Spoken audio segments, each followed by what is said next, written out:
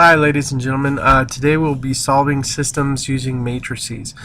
Okay, now I just showed you reduced row echelon, which is another way of doing a matrix and just working with it. And that's the way by hand you can do it. This way you can use by calculator, and I like it a lot easier. Okay, so first off, I'm given my system with 3 variables, and you can use this with 2 variables. It's totally up to you. You do need a square matrix to do this method. Reduced row echelon, you can kind of mess around with it and you can get that type of stuff. But with this method I'm going to show you, which is solving by matrix, it's going to be a little bit different. Okay, so first off, I'm going to separate everything. I'm going to have one matrix here, another matrix being multiplied by it, and as you can see, my deft drawing skills with a mouse are amazing. Okay, alright. So right here is going to be my coefficient matrix, right here is going to be my variable matrix, and right here is going to be my answer matrix, and you'll see why I'm naming them that way in a second. Okay, so I'm going to set it up 2, -3, 5, 9, -1, 2, -1, 1, -4. Okay, and then in my variable matrix I'm going to have x, y, z.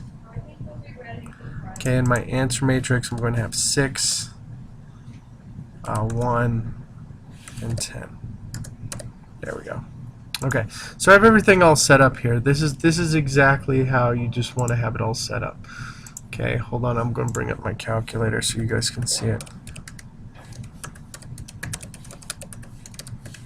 Now, if you're using a TI-89 calculator or TI-84 or 83 or whatever still, you can use that for this. Desmos, I have not figured out a method to use matrices, but I have found a different calculator to actually work with that stuff. So that's what we're going to talk about right here. Nope. Let's go down there.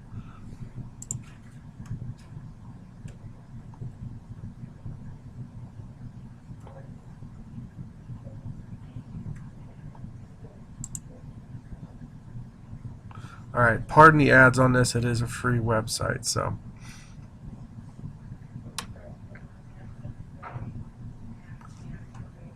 Let's go over here.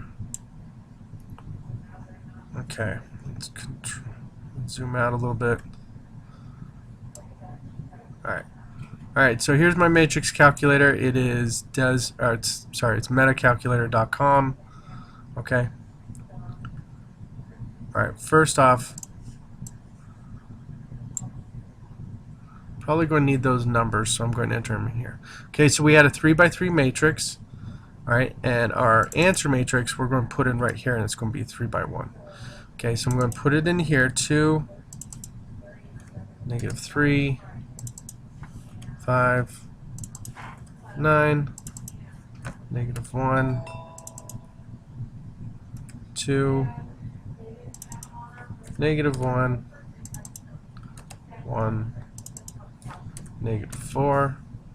Again, our 3 by 1 matrix, 6, 1, 10. Okay, so let's bring this back.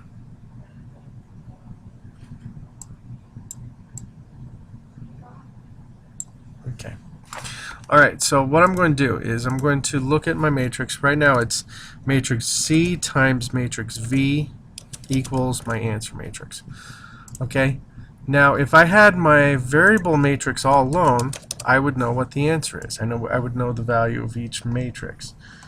Okay, sorry, each letter, not each matrix. Okay, so what I'm going to do is I'm going to divide both sides. Now, in matrix multiplication, division does not exist. Okay, you need to multiply by the inverse.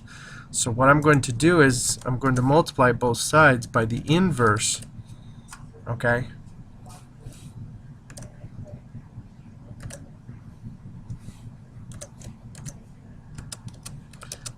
Alright, and I do need to on this one, I do need to pay attention to the fact I need to stay on that side.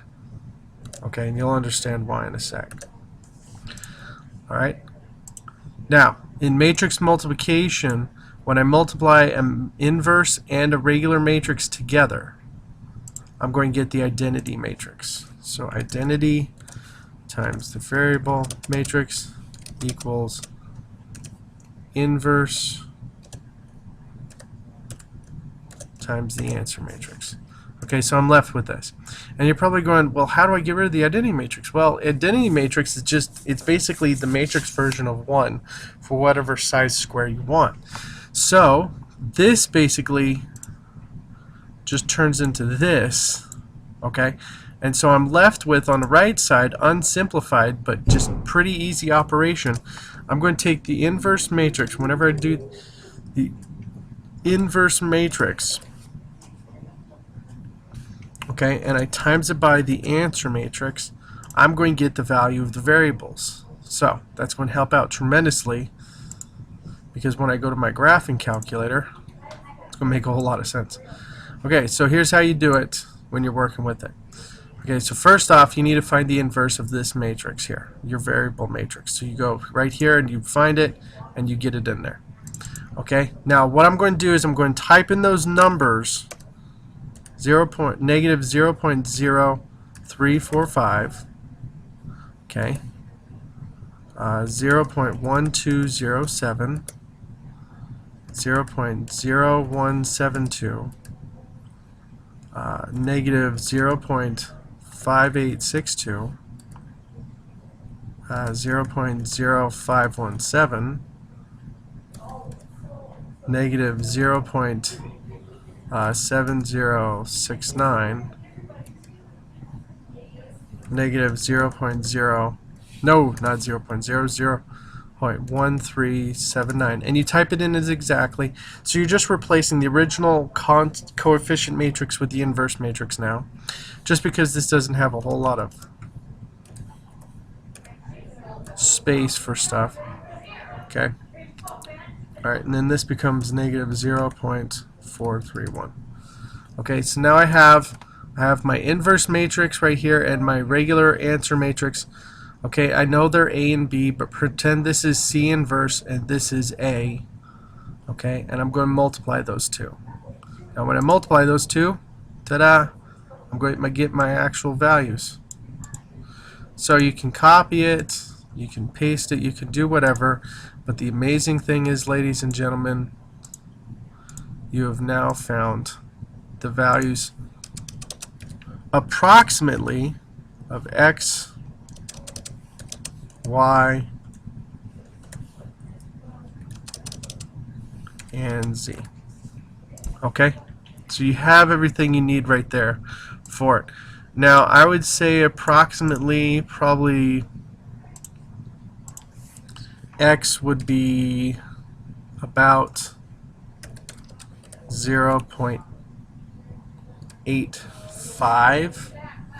I'd say approximately. Y would be about negative 10.5, and Z would probably be really close to negative 5.1. You know, just something like that. So this is not exact. I did kind of make this problem up on the fly, but you can actually do this with a lot. You can do this with every single square matrix type of problem you can set up where it's 3 or more variables, and you can solve it. You can also do this for a 2x2 matrix for a system of 2 variables. It's totally up to you. This is another tool for you guys to use. Just think of solving systems as you have 4 tools to use. You can use substitution, and you probably already know when to use substitution, when not to. You can use elimination. You can use reduced row echelon, which I showed last time, and you can use solving systems using matrices this time. I find a lot of kids who find the solving systems using matrices Buy that calculator. Just, it makes their world a whole lot better. But you do have to be warned, okay? If you're doing a problem made up by your teacher, you're going to get really approximate answers. But if you're doing a problem out of the book, you're going to get really close to whole numbers. And so round appropriately is what I'm saying, okay? All right, but that's solving system using matrices. Good luck, you guys. And if you have any questions, please contact me. Thank you. Bye.